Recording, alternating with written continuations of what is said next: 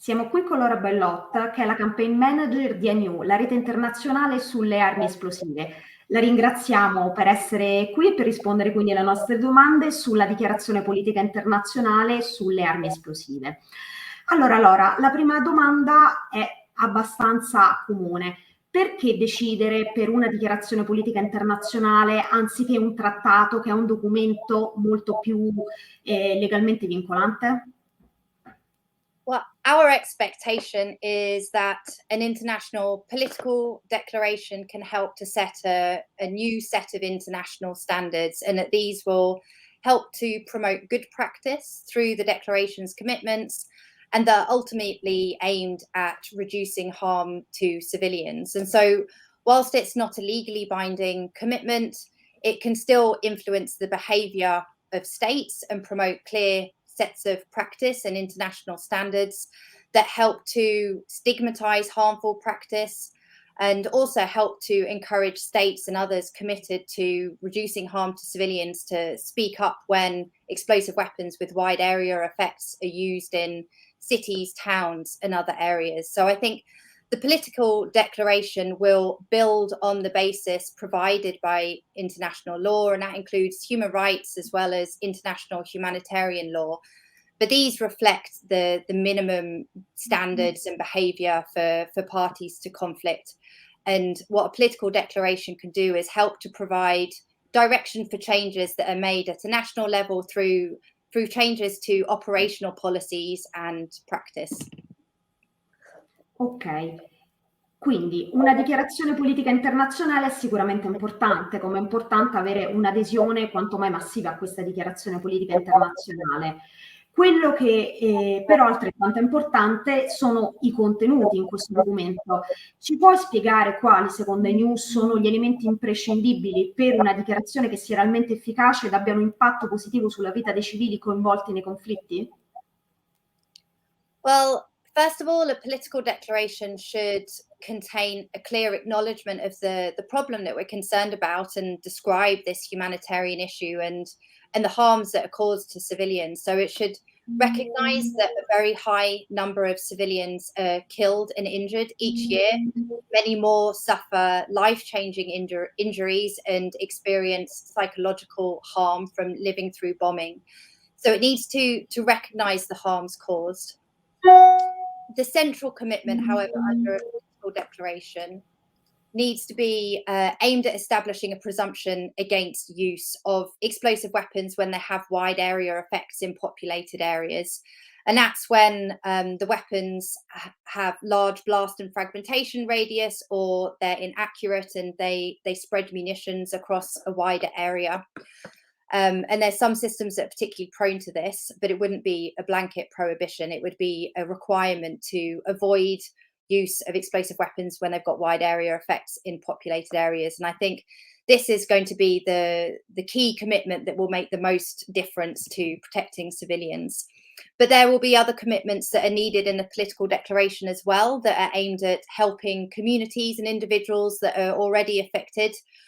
We would like to see commitments on states to gather and share data.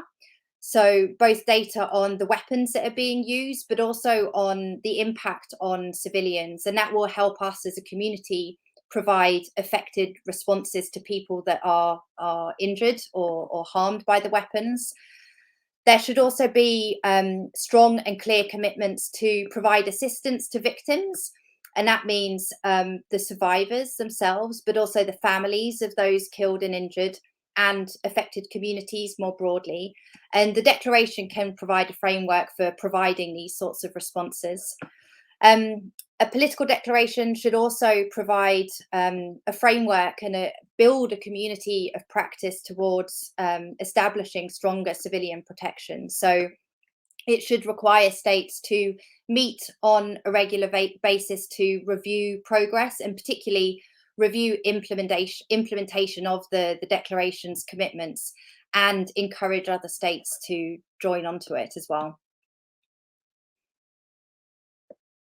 conferenza di Vienna del 2018 sui conflitti urbani ha dato il via al processo per la negoziazione dei contenuti di questa dichiarazione politica internazionale. Sono 2 anni quindi che le negoziazioni per questo processo vanno avanti. Puoi riassumerci brevemente come sono andate le negoziazioni fino adesso e quali sono le aspettative di INEW per il futuro, considerando che a febbraio 2022 l'Irlanda ha organizzato il secondo e ultimo round di negoziazioni sul testo? This is an issue that we've been working on for a number of years now. INEW was set up 10 years ago, and we were established because of our concern over the human suffering caused by bombing and shelling in towns and cities. It's an issue that we've been raising with states and organisations consistently over the last decade. We've heard the UN Secretary General speak about this issue, both the present and the former UN Secretary General, who's described this issue as both severe and widespread. And in the reports on the protection of civilians each year, he has repeatedly raised concern over bombing and shelling in towns and cities each year, and the devastating impacts that this has on people across the world, and has called on states to take up his recommendation to develop an international political commitment that can help address this issue. The ICRC has also been very active on this issue. They have called on states to avoid the use of explosive weapons when they've got wide area effects in populated areas, which is something that the UN Secretary General has also called for. So we've had these strong calls for action. And we've seen over the years a growing number of states that have recognise this as a key humanitarian issue and that have been involved in the process to develop a political response to it. There have been a number of different meetings, some regional meetings. There's been a conference in Chile for Latin American states, a conference in Mozambique for African states, and a number of discussions held at the United Nations in Geneva. And most recently, and despite the challenges posed by COVID, there have been efforts led by the government of Ireland to develop and agree with states through this open process a political declaration that will provide these, commitments that will help to provide greater protection to civilians. So our hope and expectation is that the text of the political declaration can be finalised over the next few weeks in the early part of 2022. And that after this process, states will be invited to endorse the declaration and sign on to it. And this will, in effect, start a process of work where states will be implementing the political declaration. And in essence, that's, I think, when the real work starts, and states will be implementing the commitments, and we should hopefully see the effects of a new international instrument that can really help make a meaningful difference to the people living in affected areas.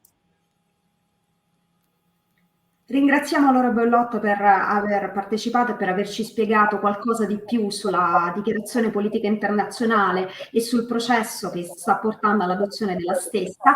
Speriamo, come lei e come tutta la Rete INEW e a nome della Rete INEW, che sempre più stati, Italia compresa, possano aderire in maniera convinta e partecipativa a questa dichiarazione.